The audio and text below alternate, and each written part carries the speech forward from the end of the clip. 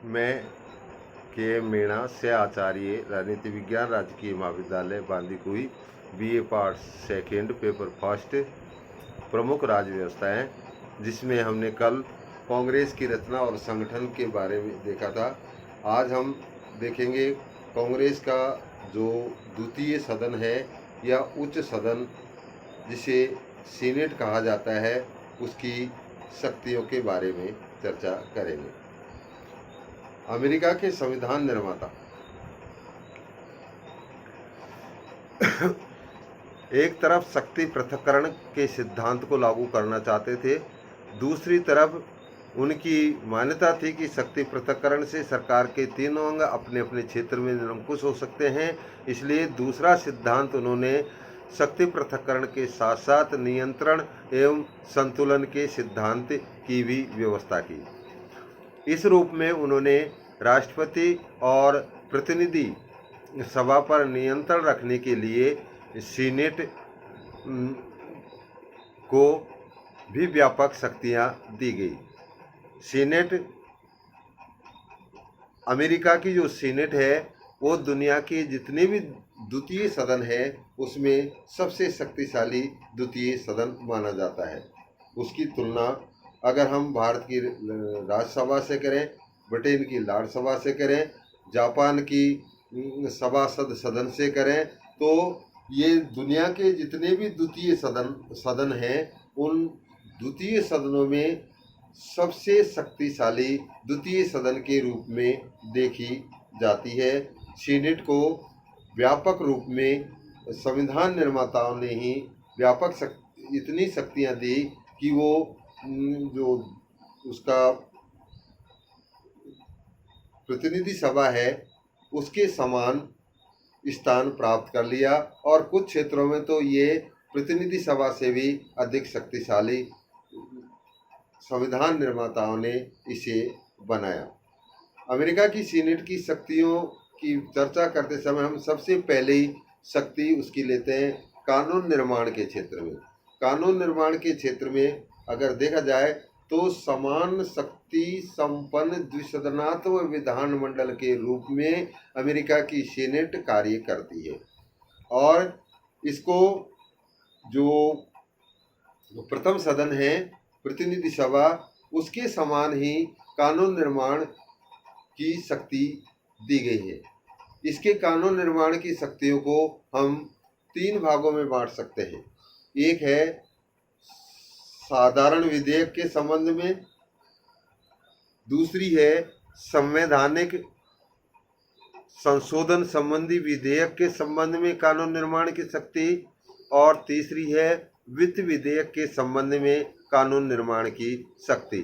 साधारण विधेयक की दृष्टि से देखें तो इसकी स्थिति प्रतिनिधि सभा के समान ही है, क्योंकि साधारण विधेयक पहले किसी भी सदन में रखा जा सकता है, चाहे उसको प्रतिनिधि सभा में रखें चाहे उसको सीनेट में रखें।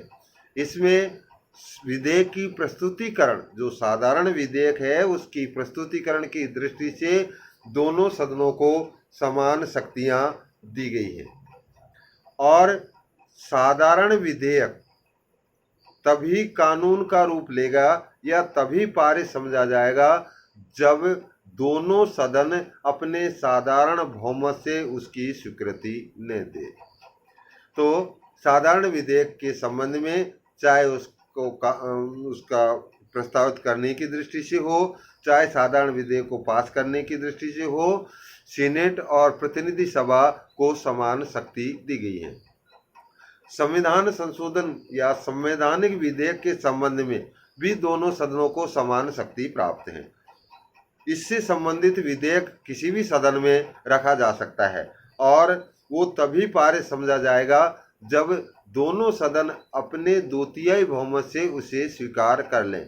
तो संविधान संशोधन के संबंध में भी चाहे संशोधन की प्रस्तावना हो चाहे संशोधन की पुष्टिकरण का सवाल हो, दोनों संविधान के संशोधन के दोनों चरणों में अमेरिका की सीनेट को प्रतिनिधि सभा के समान शक्ति दी गई है। वित्तीय विधेयक की दृष्टि से देखा जाए तो सीनेट की थोड़ी सैद्धांतिक रूप से कमज़ोर स्थिति है, क्योंकि संयुक्त राज्य अमेरिका में वित्त विधेयक सबसे पहले प्रतिनिधि सभा में ही रखा जाता है, और जब प्रतिनिधि सभा पास कर देती है उसके बाद वो सीनेट के पास जाता है। यहाँ प्रस्तुतिकरण की दृष्टि से अंतर है मात्र। और जब वित्त विधेयक सीनेट के पास जाता है तो सीनेट इसमें कोई भी संशोधन कर सकती है। कई बार तो ऐसी स्थिति आई कि सीनेट ने पूरा का पूरा जो वित्त विधेयक है उसको बदल दिया, और वित्त विधेयक तभी पारित समझा जाता है जब दोनों सदन उसको अपने 2/3 बहुमत से स्वीकार कर लें। तो इस प्रकार वित्तीय विधेयक की दृष्टि से, प्रस्तुतिकरण की दृष्टि से थोड़ी कमज़ोर स्थिति है सीनेट की, लेकिन पास करने की दृष्टि से या उस विधेयक में संशोधन करने की दृष्टि से सीनेट को व्यापक शक्तियां दी गई हैं। अब हम दूसरी शक्ति लेते हैं, कार्यपालिका संबंधी शक्ति। कार्यपालिका संबंधी जो शक्ति है उन्हें हम 3 भागों में बांट सकते हैं, और कार्यपालिका संबंधी शक्तियों में प्रतिनिधि सभा की तुलना में भी सीनेट की स्थिति सर्वोच्च है, या सीनेट को व्यापक शक्तियां मिली हुई हैं। जैसे नियुक्तियों संबंधी शक्तियां, राष्ट्रपति द्वारा जो भी नियुक्ति की जाती है वो नियुक्ति तब वैध मानी जाती है जब सीनेट अपने 2/3 बहुमत से उनकी पुष्टि न कर दे। तो किसी भी प्रकार की जो भी राष्ट्रपति द्वारा नियुक्ति की जाती है उसकी पुष्टि करने का अधिकार सीनेट को दिया गया है। दूसरी है संधियां करना। अंतर्राष्ट्रीय क्षेत्र में राष्ट्रपति द्वारा जो संधि या समझौते किए जाते हैं वो संधि या समझौता तब तक लागू नहीं हो सकते हैं जब तक सीनेट अपने 2/3 बहुमत से उसकी पुष्टि न कर दें। इस प्रकार वर्तमान समय में अमेरिका की सीनेट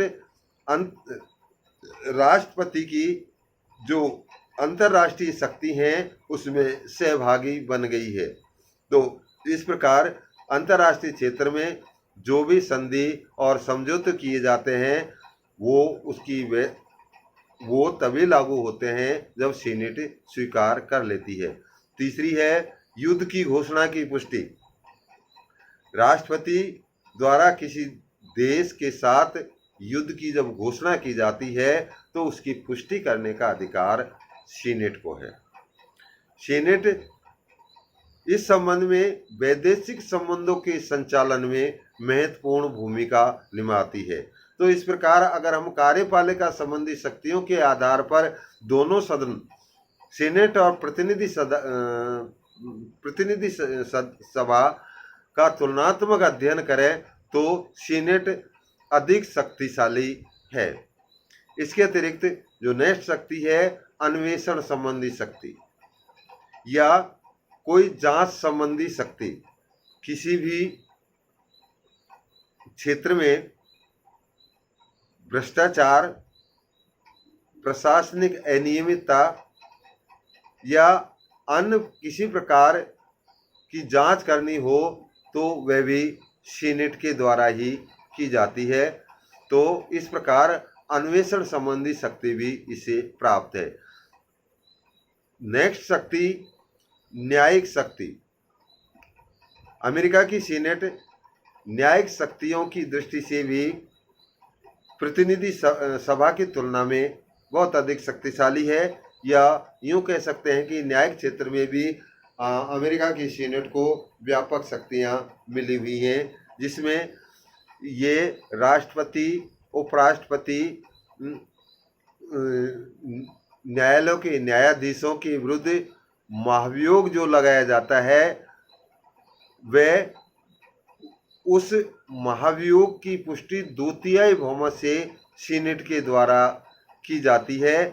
जब ये महाभियोग की पुष्टि करती है तो उस समय जब इसका अधिवेशन चल रहा होता है उस समय इसकी अध्यक्षता वहाँ का उपराष्ट्रपति नहीं करता है, अपितु वहाँ की सर्वोच्च न्यायालय का जो मुख्य न्यायाधीश है वो इसकी अध्यक्षता करता है। इस प्रकार हम देखते हैं कि दुनिया में जो भी द्वितीय सदन है उनमें सीनेट एक शक्तिशाली द्वितीय सदन के रूप में देखा जाता है और संयुक्त राज्य अमेरिका में इसको प्रतिनिधि सभा की तुलना में भी व्यापक शक्तियां प्राप्त हैं। अब प्रश्न ये उठता है कि अमेरिका की सीनेट इतनी शक्तिशाली क्यों है, जबकि दुनिया के जो दूसरे द्वितीय सदन हैं उनको इतनी व्यापक शक्ति क्यों नहीं मिली हुई है। तो इसके कुछ महत्वपूर्ण कारण हैं, जिसमें सबसे पहला कारण है संविधान निर्माताओं द्वारा प्रदत्त महत्वपूर्ण स्थान। संविधान निर्माता शक्ति पृथक्करण के साथ साथ नियंत्रण और संतुलन की व्यवस्था करना चाहते थे, इसलिए उन्होंने सीनेट को राष्ट्रपति और प्रतिनिधि सभा के नियंत्रण के लिए जानबूझकर विशेष स्थान दिया। तो इस दृष्टि से भी सीनेट प्रतिनिधि सभा से अधिक शक्तिशाली मानी जाती है। सीनेट को कुछ ऐसी विशेष शक्तियां दी गई हैं जो वहाँ की प्रतिनिधि सभा को प्राप्त नहीं है। इस कारण भी वो जैसे युद्ध की घोषणा की पुष्टि है, संधि या समझौते के संबंधी पुष्टियां हैं, जो नियुक्तियां संबंधी पुष्टि करने का अधिकार सीनेट को दिया गया है, वो प्रतिनिधि सभा को प्राप्त नहीं है, इसलिए उसकी विशेष स्थिति या वो अधिक शक्तिशाली मानी जाती है। नेक्स्ट, इसके शक्तिशाली होने का जो प्रमुख कारण है वो है संयुक्त राज्य अमेरिका में मंत्रिमंडलात्मक शासन प्रणाली का अभाव।